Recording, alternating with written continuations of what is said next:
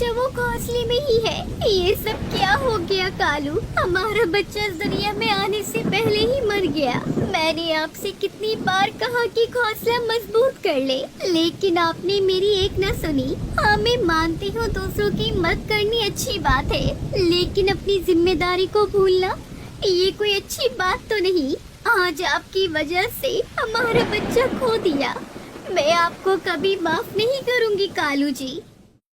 रामपुर के जंगल में बारिश का मौसम करीब आ रहा था। कालू कौवा और टुनटुनी चिड़िया बहुत खुश थे क्योंकि इस बार उनके घोंसले में एक नन्हा मेहमान आने वाला था जिसका वो कई सालों से इंतजार कर रहे थे। उनका सपना जल्द ही पूरा होने वाला था। एक दिन टुनटुनी चिड़िया अपने पति कालू कौवे से कहती है, सुनिए कालू जी, आप नहीं जानते मैं कितनी खुश हूँ। हमारा बच्चा इस दुनिया में आने वाला है जिसका हम कितनी बेसब्री से इंतजार कर रहे थे।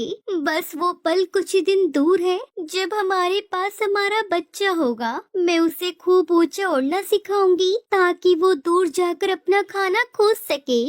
उसकी ये सब बातें सुनकर कालू कौवा भी बहुत खुश होता है। हाँ टुनटुनी चिड़िया, तुम जैसा चाहो वैसा करना। तुम जानती हो मैंने भी सोचा है इस बार मैं ऐसा घोंसला बनाऊंगा जो बारिश के हर कतरे को रोकेगा और हमारा बच्चा भी महफूज रहेगा। तुम परेशान मत हो, सब अच्छा होगा। तुम बस अपना ख्याल रखो और किसी चीज की फिक्र ना करो, मैं सब संभाल लूंगा। अपने पति कालू कौवे के मुंह से ये सब बातें सुनकर टुनटुनी चिड़िया बहुत खुश हो जाती है। हाँ कालू जी, तुम्हारी मेहनत और मोहब्बत पर मुझे हमेशा से फक्र था। मुझे यकीन है कि तुम सब ठीक कर लोगे और हमारे बच्चे का बहुत ख्याल रखोगे। ऐसे ही कुछ दिन बीत जाते हैं। कालू कौवा घोंसला बनाने में दिन रात मेहनत करता है। वो मजबूत लकड़ियों घास भी जमा कर लेता है। उसने घर का एक ढांचा तैयार कर लिया था। एक दिन घोंसला बनाते हुए वो देखता है कि एक परिंदा जख्मी हालत में पड़ा है।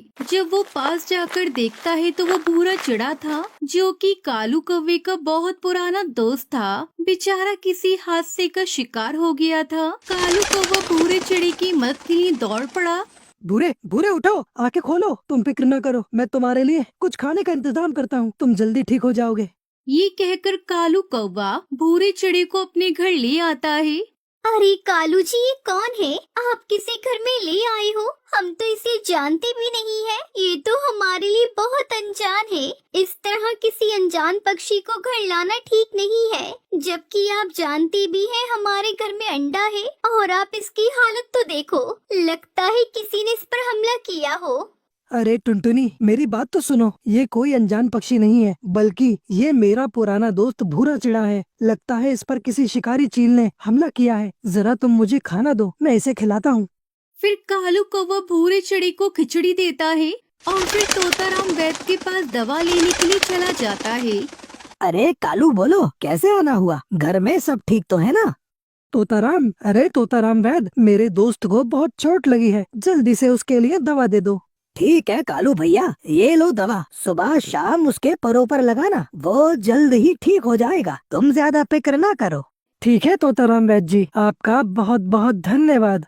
फिर कालू कौवा वैद्य को पैसे देकर दवा लेकर भूरे चिड़े के पास आ जाता है। कालू कौवा जल्दी से आकर भूरे की दवा दारू करता है और उसके पंखों पर दवा लगाता है। कालू कौवे ने अपनी सारी मेहनत और पैसे भूरे चिड़े को बचाने में लगा दिए थे। कालू जी, बारिश के दिन नजदीक आ गए हैं। अभी हमारा घोंसला पूरी तरह से मुकम्मल नहीं हुआ है। अब तो आपके दोस्त भी पहले से बेहतर है। अगर आप बुरा ना माने तो पहले आप अपना घोंसला मजबूत कर लें। हाँ टुनटुनी, कर लूंगा, अभी बहुत समय है। पहले मैं भूरा चिड़ा की मदद कर दूं उसका घर बनाने में, फिर अपना घर मजबूत कर लूंगा। लेकिन कालू कौवा उसकी बातों को नजरअंदाज कर देता है। वो दिन भर खुराक तलाश करता था और भूरे और टुनटुनी चिड़िया को खिलाता था, लेकिन इतनी मेहनत और कम समय की वजह से वो अपने घोंसले को मजबूत करने के लिए समय ही नहीं निकाल सका। एक दिन बारिश शुरू हो गई और टुनटुनी चिड़िया का समय भी करीब ही था। कालू कौवे ने भूरे चिड़े के लिए एक छोटा सा घोंसला बना दिया था, लेकिन वो अपने घोंसले को मजबूत ना कर सका। तेज बारिश और हवाओं ने घोंसले को तबाह कर दिया।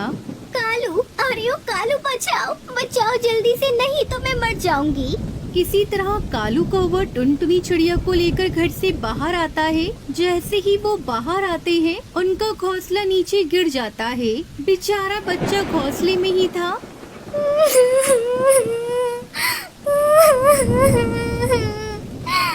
कालू, हमारा बच्चा वो घोंसले में ही है। ये सब क्या हो गया कालू? हमारा बच्चा इस दुनिया में आने से पहले ही मर गया। मैंने आपसे कितनी बार कहा कि घोंसला मजबूत कर ले, लेकिन आपने मेरी एक न सुनी। हाँ, मैं मानती हूँ दूसरों की मदद करनी अच्छी बात है, लेकिन अपनी जिम्मेदारी को भूलना ये कोई अच्छी बात तो नहीं। आज आपकी वजह से हमारा बच्चा खो दिया। मैं आपको कभी माफ नहीं करूँगी कालू जी। ये सब सुनकर कालू कौवा बहुत पछताता है। वो दोनों पति पत्नी बारिश में बैठे रो रहे थे कि पेड़ की एक शाखा टूटकर टुनटुनी चिड़िया पर गिर जाती है और टुनटुनी चिड़िया वहीं मर जाती है। ये सब देखकर कालू कौवा बहुत बेबस महसूस कर रहा था।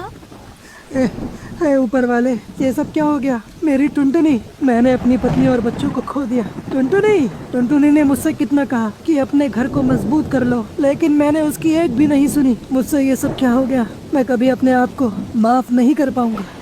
लेकिन अब उसके पास करने को कुछ भी ना था सिवाय अपनी पत्नी की यादों के। प्यारे दोस्तों, इस कहानी से हमें सीख मिलती है कि दूसरों की मदद करना जरूरी है, लेकिन अपनी जिम्मेदारियों को कभी भी नजरअंदाज नहीं करना चाहिए।